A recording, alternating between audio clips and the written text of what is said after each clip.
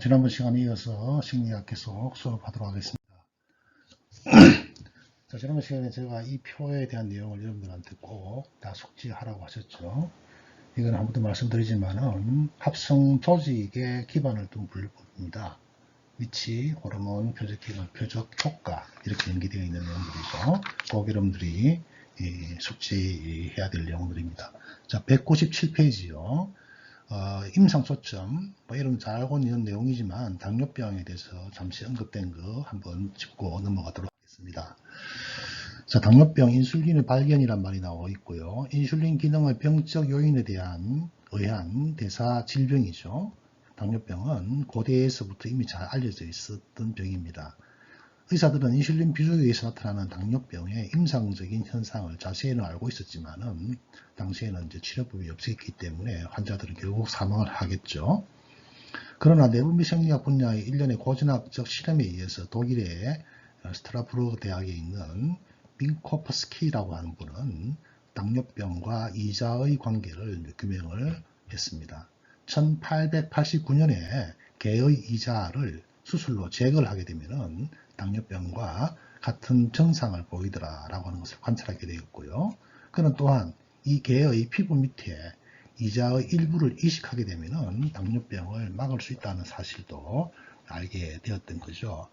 이거는 아까 우리가 앞에 시간에서 우리가 봤던 그런 버트홀드의 실험 결과에 대한 것이 이제 더욱더 이렇게 확장되어서 연구가 진행이 된 것이죠. 이어서 1921년에 캐나다 토론토에 있는 벤팅과 베스트라고 하는 이분은 이자 추출액에서 항당뇨병성 물질을 규명을 하기 시작합니다. 이 두 분은 또 그 연구자들은 이자 추출액을 당뇨병이 있는 동물에 주사한 다음 당뇨병으로 올라간 혈당 수치가 떨어진다는 것을 관찰하겠다. 우리가 지난번 시간에 양에서 얻은 갑상선 샘을 사람에게 이렇게 처치했을 때 같은 효과가 나타났었죠. 이 같은 이야기예요. 그죠? 종간에서도 호르몬은 동일한 효과가 있더라. 즉 다시 말해서 종간에 호르몬은 굉장히 잘 컨저버되어 있다는 것을 알 수가 있어요. 자, 그 다음에 그 결과로부터 비교적 짧은 시간이 지난 1922년에 이제 인슐린을 처음으로 분리하여서 임상에 사용을 하기 시작함으로 해서 치명적인 질환이 이제 이러한 과학적인 발견에 의해서 치료가 되고 있다는 것을 보여준 예가 되겠습니다. 자, 1- 화학물질이 어떻게 호르몬이 되는가? 1905년에 흥분, 발기 이런 것을 뜻하는 그리스의 용어에서 이 호르몬이라고 하는 용어가 나왔다고 하네요. 호르몬은 하나 또는 다수의 세포에 의해서 혈액으로 분비되어서 표적 조직으로 운반된 뒤 저농도에서 그 효과를 나타내는 화학물질로 정의된다. 자, 이게 바로 호르몬의 고전적 정의입니다. 내분비샘, 호르몬을 만들어내는 세포죠. 거기에서 분비되어서 어디를 통해서 혈액을 통해서 이동한다. 그 다음에 표적 조직에 가서 작용한다. 이렇게 정의를 하고 있습니다. 그렇지만 이런 정의는 엄격하게 구별될 수 없는 그런 경우도 간혹 있습니다. 자, 호르몬은 한 개 또는 다수의 세포에 의해서 분비가 된다. 좀 전에 우리가 그림에서 봤던 내용들에서도 이것을 우리가 잘 알 수 있었죠. 전통적으로 내분비학은 상피 조직에서 유래한 쉽게 구분이 되는 별개의 내분비샘에 의해서 분비되는 전령 역할을 하는 화학물질에 집중되어 왔습니다.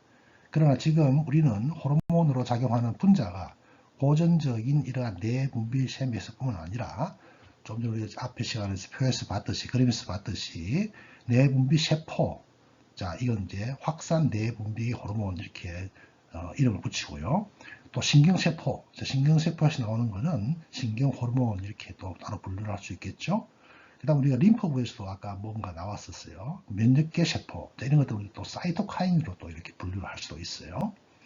그 다음에 호르몬은 혈액으로 분비된다. 뭐 이런 개념 좀 정리했었죠. 분비는 세포 내로부터 세포 외 체액이나 외부 환경으로의 직접적인 물질 이동을 의미하는데요. 전통적인 정의에 의하면 호르몬은 어떻게 혈액으로 분비된다. 하지만 외부 환경으로 분비되는 신호 물질, 이걸 우리가 외부 호르몬 이렇게 또 따로 이야기를 하네요. 자, 페로몬이 또 나오네요. 페로몬. 동종의 다른 개체에게 작용하여서 생리적 또는 행동 반응을 유발하는 특수한 호르몬들입니다. 예를 들어서 아네모네 같은 경우에는 경고 페로몬을 만들어내기도 하고요. 자, 개미가 뭐 일렬로 쫙 가는 거 있죠? 이게 바로 추적 페로몬, 음식 위치를 알려주는 추적 페로몬 이런 것들을 방출하고요. 또 자연계에서는 짝짓기의 목적으로 이성을 유인할 때도 많이 사용을 하고 있죠.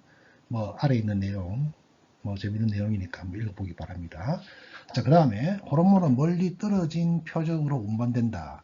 전통적인 정의에 따르면 호르몬은 혈액에 의해서 떨어진 표적 세포로 운반되어야 하죠. 어떤 때는 실험적으로 이런 성질을 또 측정하기 어렵다 이렇게 되어 있네요. 호르몬으로 짐작이 되지만 확인이 되지 않은 분자는 우리가 호르몬 캔디데이트 이렇게 이야기하고 있고요. 이것도 우리가 그냥 일반적으로 팩터, 인자 이렇게 표현합니다. 예를 들어서 1970년대 초에는 시상하부의 조절 호르몬을 방출 호르몬, 억제 호르몬이라기보다는 방출 인자 혹은 억제 인자 이렇게 불렀어요. 그 이유는 이 고전적인 호르몬에 대한 역할을 하는지 안 하는지, 고전적인 호르몬으로서 역할을 하는지 안 하는지가 불명확했기 때문에 이렇게 이름을 불렀다는 거죠. 그 다음에 세포의 성장과 분열에 영향을 주는 다수의 물질인 그로스 팩터가 되겠죠. 이것이 호르몬의 모든 기준을 만족하는지를 결정하기 위한 연구는 현재에도 진행 중입니다. 많은 성장 인자가 국소적으로 자가분비, 주변분비 신호로 작용한다. 자가분비는 만들어낸 물질을 지 스스로 그것을 인식하여서 작용하는 것이죠. 주변분비는 만들어낸 어떤 물질이 인접해 있는 세포에 가서 작용한다는 거예요. 다시 말해서 혈액을 타고 멀리 이동하지 않는 이런 상황을 갖다가 우리가 자가분비 혹은 주변분비, 오토크라인, 파라크라인 이렇게 작용으로 분류를 하고 있습니다. 이들이 순환기를 통해서 멀리까지 확산되는 것 같지는 않죠. 그러면 이 말은 무슨 말이에요? 전통적인 호르몬의 개념에서는 조금 벗어난다 이렇게 이야기할 수 있겠죠. 그 다음에 아이코사노이드, 우리가 탄소가 중심으로 되어서 이루어진 물질들이죠. 지질률의 신호물질도 이것과 비슷한 작용을 하는 경우도 있더라. 그 다음에 어떤 분자는 어떤 부위에서 분비가 되면은 호르몬으로서 작용을 하고 다른 부위에서 분비되게 되면은 자가 또는 주변 분비성 작용을 또 하기도 한다. 이렇게 되니까 이제 고전적인 개념에서 호르몬을 분류하는 것이 적절하지 않고 더욱더 좀 더 복잡해지기 시작한다는 거예요. 자, 예를 들어서 1920년대 과학자들은 창자에서 추출한 콜레시스토키닌 CCK 이것이 담낭의 수축을 유도하는 것을 발견하게 됩니다. 그 후에 오랫동안 이 CCK는 장 호르몬으로 생각을 하고 있었죠. 자, 1970년에 CCK는 뇌의 신경세포에서 신경 조절 인자 또는 신경 전달 물질로 작용하더라. 그 다음 최근에는 이 배고픔을 조절할 수 있는 가능성도 있더라. 그러니까 이게 정통 호르몬의 역할에서 벗어나는 다른 또 제2, 제3의 작용을 하기도 한다는 이야기가 되겠죠. 또 다른 특징 중에 하나가 호르몬은 매우 낮은 농도에서 그 효과를 발휘한다는 겁니다. 뭐 농도의 범위가 10, 마이너스 12에서 마이너스 0몰 정도, 뭐 하여튼 뭐 낮은 농도에서 작용한다 정도로 알고 계시고요. 그 다음에 혈액을 통해서 운반되는 어떤 화학물질은 효과를 관찰하기 위해서는 비교적 높은 농도로 존재해야 되기 때문에 호르몬으로 간주하지 않습니다. 왜냐하면 혈액이라고 하는 것은 굉장히 많은 양의 액체가 액체로 존재하고 있고 거기에는 아무래도 물질이 이렇게 노출되게 되면 굉장히 많은 낮은 농도로 희석이 되겠죠. 그 다음에 예를 들어서 알레르기 발현 동안에 방출되는 히스타민은 몸의 전체 세포에 작용하지만은 그 농도가 호르몬으로 간주되는 농도 범위를 또 초과하기도 하네요. 새로운 신호 전달 물질과 수용체에 대한 연구가 진행이 됨에 따라서 또 다른 것, 신경계와의 차이점이 또 모호해지는 것처럼 호르몬과 비호르몬성 신호 물질의 분류는 점점 이렇게 어려워지고 있더라. 특히 많은 사이토카인이 앞에서 언급한 호르몬의 조건을 만족시키는 것 같지는 않습니다. 하지만 미리 합성되어서 뇌분비세포에 저장되는 전통적인 펩타이드 호르몬과는 달리 펩타이드 사이토카인들은 필요할 때 합성 방출되기 때문에 자, 우리 호르몬은 만들어져서 저장을 해요. 내 분비샘에. 이런 개념에 어긋난다는 거죠. 그래서 사이토카인을 호르몬으로 간주를 하지는 않는다. 이런 분류가 있네요. 예를 들어서 적혈구의 생산에 관여하는 인자, 적혈구 생성소, 에르스로포이엔틴이라고 하죠. 이것과 같은 몇몇 사이토카인은 사이토카인이라는 말이 만들어지기 전에 호르몬으로 분류되기도 했었다. 그 다음에요. 1-3. 호르몬은 작용하기 위해서는 어떻게 수용체에 결합을 해야 되죠. 이건 공통적인 현상이에요. 모든 호르몬은 표적세포의 수용체에 결합하여서 생화학적 반응을 시작을 합니다.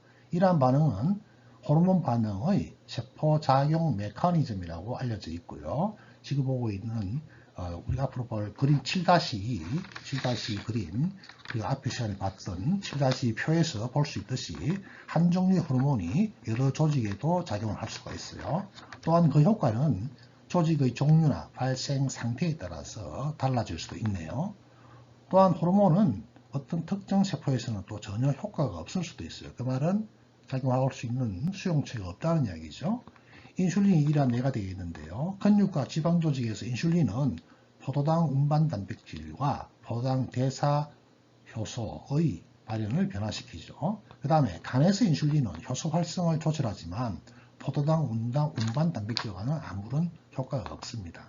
그 다음에 뇌를 비롯한 몇몇 조직에서는 포도당 대사가 또 인슐린과는 무관하게 이루어지는 경우도 있다. 이런 예를 보여주고 있네요. 그 다음 호르몬에 대한 세포의 다양한 반응은 역시 수용체, 그 다음에 전달 신호 회로에 의존적입니다. 그래서 만일 조직에 호르몬 수용체가 없다면 반응을 하지가 않겠죠. 만일 조직들이 동일한 호르몬에 대해서 서로 다른 수용체와 수용체 연결 회로를 가지고 있다면 그 조직의 세포도 또 다르게 반응을 할 것입니다. 그 다음에 호르몬이 와서 작용하고 나면 계속해서 작용하면 안 되겠죠. 그죠? 어느 정도 작용한 다음에는 그 작용이 멈춰져야 될 거예요. 1-4. 몸은 그 내적 상태의 변화에 반응하기 위해서는 호르몬이나 다른 화학물질들에 의한 신호가 일정 기간 지나게 되면은 활성화가 끝나야 되겠죠. 예를 들어서 식후 혈당량이 증가하게 되면 인슐린이 분비되는데 인슐린이 있는 한 포당은 혈액에서 세포 안으로 들어가겠죠. 하지만 인슐린의 활성이 너무 오래 계속되면 어떻게 되겠어요? 오히려 혈당치가 낮게 되겠죠. 그래서 신경계가 적절하게 작용할 수 없는, 특히 뇌로 우리가 포당을 보낼 수가 없겠죠. 치명적인 상황이 될 수도 있다는 이야기가 되겠습니다. 그래서 정상적이라면은 몸은 이러한 상황을 인슐린 분비의 제한, 그리고 혈액에 순환되는 인슐린의 제거나 비활성화, 혹은 표적세포에서 인슐린의 활성화의 종료, 이런 방법으로 이 반응을 회피를 할 수가 있겠죠. 그 다음 일반적으로 혈액 내의 호르몬은 간과 신장에 있는 여러 가지 효소에 의해서 활성이 없는 대사 물질로 분해되어서 우리 몸에서 배출돼야 되겠죠. 담즙이나 혹은 소변으로 배출됩니다. 호르몬의 분해 속도는 그 혈액 내의 농도가 반으로 떨어지는 데 걸리는 반감기 하프라이프죠. 로 표시를 할 수 있고요. 반감기는 호르몬이 얼마나 몸속에서 활성이 있는지를 나타내는 하나의 지표로서 사용이 되고 있습니다. 그 다음에 표적세포 수용체에 결합한 호르몬은 여러 방법으로 그 활성을 또 상실합니다. 혈장 내에 항상 존재하는 효소는 세포막 수용체에 붙어있는 펩타이드 호르몬을 또 분해할 수가 있겠죠. 단백질 분해 효소니까, 분해 효소에 의해서. 또 어떤 경우에는 수용체 호르몬 결합체가 세포 내 이입에 의해서 세포 내로 운반되어서 라이소솜에 의해서, 라이소솜은 여러 가지 분해 효소를 많이 가지고 있죠. 호르몬을 또 분해할 수도 있겠죠. 그 다음에 세포 내의 효소들 역시 세포 내로 들어온 호르몬만을 또 대사를 할 수 있을 것입니다. 그 다음 호르몬의 종류로 가보도록 하겠습니다. 우리가 앞에 시간에는 호르몬을 만들어내는 기관별 위주로서 분류된 표를 우리가 봤었어요. 합성 조직에 따라 분류했다는 거죠. 다른 하나의 방법은 호르몬의 방출이 뇌에 의해서 조절되는 것과 그렇지 않은 것으로 구분이 됩니다. 뇌에 의해서 조절받느냐 안 받느냐. 또 다른 방법은 호르몬이 지단백질 수용체 혹은 타이로신 인산화 활성 요소와 연결된 수용체, 그리고 세포 내 수용체 중 어디에 결합하는지 따라서, 즉 수용체 의존적으로 우리가 분류를 할 수도 있다. 마지막인 방법은 호르몬을 펩타이드 단백질 호르몬, 스테로이드 호르몬, 그 다음에 아미노산 호르몬 세 가지로서 또 우리가 분류를 할 수가 있네요. 펩타이드 단백질 호르몬은 아미노산이 연결되어서 이루어진 거죠, 당연하게. 스테로이드 호르몬은 콜레스테롤 근간이고요. 아미노산 유래 호르몬은 트립토판 혹은 타이로신 20개의 아미노산 모두가 이런 펩타이드성 호르몬으로 전환될 수 있는 건 아니에요. 주로 트립토판이나 타이로신의 구조가 변형이 되어서 그것이 그것이 아미노산 유래 호르몬으로 될 수가 있다는 것입니다. 7-1에 있는 펩타이드, 스테로이드, 아민 호르몬의 분류를 여러분들이 또 잘 봐줘야 될 것입니다. 자, 여기 보게 되면은 펩타이드 호르몬, 그 다음에 스테로이드 호르몬, 그 다음에 아민 호르몬, 특히 갈로 열고 타이로신 유도체 이렇게 되어 있네요. 주로 이제 타이로신의 유도체에 의해서 만들어지는 호르몬들을 보여주고 있습니다. 자, 각각의 합성과 저장이 되는 곳을 보여주고 있고요. 그 다음에 어떤 식으로 방출되느냐, 그 다음에 혈액이 운반될 때는 어떻게 운반되느냐, 그리고 각각의 호르몬들의 반감기는 상대적으로 어떻느냐, 그 다음에 이러한 각각의 호르몬들에 대한 수용체는 세포에 어디에 존재하느냐, 그 다음에 수용체와 존재하는 것을 우리가 수용체와 결합하는 것을 총체적으로 우리가 리간드라 그러죠. 그러면은 호르몬 수용체에 붙는 이런 호르몬들은 리간드로 작동을 하겠죠. 그래서 리간드와 수용체의 결합의 결과에 따라서 어떤 작용을 하느냐, 이렇게 또 분류할 수 있고요. 이렇게 또 분류할 수 있고, 또 그에 대한 예를 몇 가지씩 들어놓고 있습니다. 먼저 펩타이드 호르몬을 한번 볼까요? 내분비샘에서 만들어지는 것이니까 이것은 미리 만들어져서 분비 소포에 저장이 되어 있겠죠. 그래서 필요할 때 방출이 될 거예요. 어떤 식으로? 세포 외 입출로 방출이 될 것입니다. 자, 그러면은 이것들이 세포 외로 나왔다는 것은 결국은 혈장으로 나왔다는 거죠. 혈장에서 녹아있는 상태로, 단백질이니까 수용성이죠. 그래서 녹을 수 있다는 거죠. 근데 이 단백질은 항상 단백질 분해 요소들에 의해서 굉장히 공격을 많이 받을 수가 있기 때문에 반감기는 비교적 짧아요. 그 다음에 이러한 단백질성 호르몬은 세포막을 통과할 수가 없겠죠. 왜? 세포막이 지질 이중층으로 되어 있기 때문에. 그래서 이 펩타이드 호르몬의 수용체는 항상 세포막 바깥쪽 세포막에 있다는 거예요. 그 다음에 이러한 펩타이드 호르몬이 세포막에 있는 수용체와 결합하게 되면, 즉 리간드와 수용체가 결합하게 되면 세포 안으로 들어가는 것이 아니고 세포 내에 있는 또 다른 신호 전달에 의해서 조절한다. 즉 2차 전령계를 통해서 세포 내에 신호를 주는 거죠. 그리고 어떤 경우에는 유전자의 활성, 특별한 종류의 유전자의 활성을 또 조절하기도 한다, 이런 이야기예요. 그 다음에 일반적인 표적 반응은 기존 단백질의 수정. 자, 기존 단백질 수정의 대표적인 게 어떤 경우에요?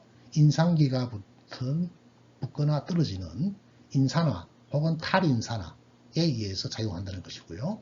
그리고 일부 이런 펩타이드 호르몬은 조금 전에 제가 유전자 활성화 기능을 가진다 그랬죠. 유전자 활성화 기능을 가진다는 것은 뭐예요? 특별한 어떤 유전자가 특별한 종류의 단백질을 만들어내도록 유도한다는 이야기죠.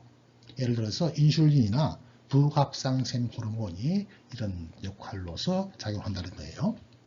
자, 스테로이드 호르몬 봅시다. 스테로이드 호르몬은 전구체, 콜레스테롤이죠.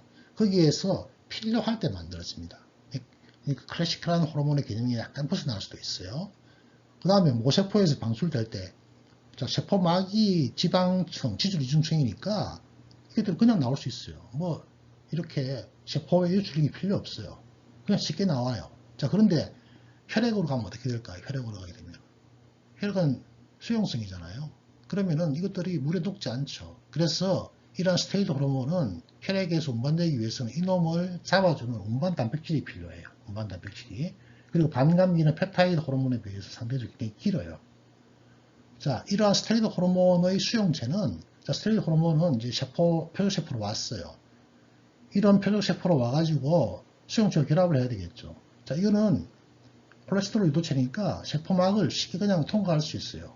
그러다 보니까 스테로이드 호르몬의 수용체는 세포질이나 핵 안에 들어가 있어요. 물론 일부는 막수용체를 경유하기도 합니다만 대부분의 경우에 세포질 혹은 핵 안에 그 수용체가 존재합니다. 그래서 자연스럽게 셀 멤브레인을 통과해서 세포질에 있는 것들 혹은 핵막도 이중층이 질일층이죠. 핵 안으로 들어와서 수용체와 결합을 한다는 거예요. 자, 결국은 세포질로 왔든 통과를 하든 직접 핵으로 들어오든지 간에 이놈들은 유전자의 활성을 변화시킵니다. 즉 전사, 번역 단계에서 유전자의 활성을 하거나 혹은 유전자 활성이 관련 없는 반응도 하기도 해요. 자, 유전자 활성은 결국은 뭘 만들어내는 거예요? 새로운 단백질의 합성을 유도하는 것이죠.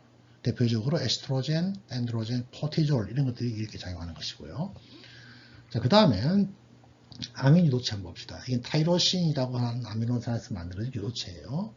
카테콜라민과 갑상선 호르몬으로 이렇게 분류를 해서 우리 여기서 이야기하고 있네요. 자, 카테콜라민은 우리가 일반적으로 이름을 알다시피 에피네프린, 노르에피네프린, 도파민 이런 것들을 전부 다 카테콜라민이라고 그래요. 자, 이것들은 펩타이드 호르몬처럼 미리 만들어져서 분비소포에 저장이 됩니다. 역시 마찬가지로 펩타이드 호르몬처럼 세포의 유출, 혈장이 용해되고 반감기는 짧고 수용체 위치는 세포막에 있어요. 그 다음에 2차 전len계를 활성화시켜요. 그렇지만 이것들은 유전자 활성을 촉진시킨다는 증거는 아직도 없어요. 그렇죠? 그리고 이게 이제 펩타이드 호르몬과 약간의 차이점이에요. 그 다음 표적 반응은 기존 단백질의 수정, 모디피케이션이에요. 좀 전에 제가 말씀드렸죠. 인산기를 붙인 거나 안 그러면 아세틸기를 붙이거나 하는 이런 다양한 모디피케이션을 사용하고 있고요. 그 다음에 갑상선 호르몬. 자, 이거 역시 마찬가지로 미리 만들어져요. 그 다음에 모세포에서 방출된다 그랬는데 이거는 우리 좀 이따 다시 자세히 배울 거예요. 단백질 이동이라는 표현이 있는데요. 요 외에 단백질 이동이라는 표현을 쓰는지는 여러분들이 갑상선 호르몬을 배울 때 정의를 다시 내리기 바랍니다. 자, 이거는요. 갑상선 호르몬 같은 경우는 좀 특이해요. 운반 단백질이 필요해요. 운반 단백질이. 운반 단백질에 대해서도 좀 이따 배울 것이고요. 같은 종류의 아민 호르몬 계열임에도 불구하고 갑상선 호르몬은 반감기가 좀 길어요. 자, 반감기가 일반적으로 운반 단백질과 결합이 되어서 이동할 경우에는 분해할 수 있는 효소들의 노출력 확률이 낮기 때문에 일반적으로 길다라고 생각을 할 수도 있어요. 자, 그런데 갑상선 호르몬은 수용체가 어디 있어요? 다른 것처럼 스테로이드 호르몬처럼 핵 안에 있어요. 핵 안에. 굉장히 특이하죠. 갑상선 호르몬의 수용체는 핵 안에 있다. 굉장히 큰 차이점이에요. 그럼 결국은 핵 안에 갔다는 것은 뭐예요? 특별한 종류의 유전자의 활성을 변화시켜서 뭘 하기 위해서? 새로운 단백질을 만들어 내기 위해서. 이렇게 여러분들이 정리를 할 수 있겠죠. 자, 여러분들이 여기서 있는 표 7-1은요. 우리가 지난번 앞에 시간에서 배웠던 그 그림 7-2에 있는 합성 조직에 기반을 둔 호르몬의 분류법과 함께 여러분들이 이 차트를 이해하기 위해서 혹은 뭐 양리학이나 병리학이나 다른 과목을 위해서라도 여러분들이 이것들은 꼭 알아줘야 될 내용들이 되겠습니다. 자, 201페이지요. 2-1로 갑니다. 2-1로요. 자, 대부분의 호르몬은 펩타이드 호르몬이다 이렇게 되어 있네요. 펩타이드 단백질 호르몬의 크기는 단지 3개의 아미노산이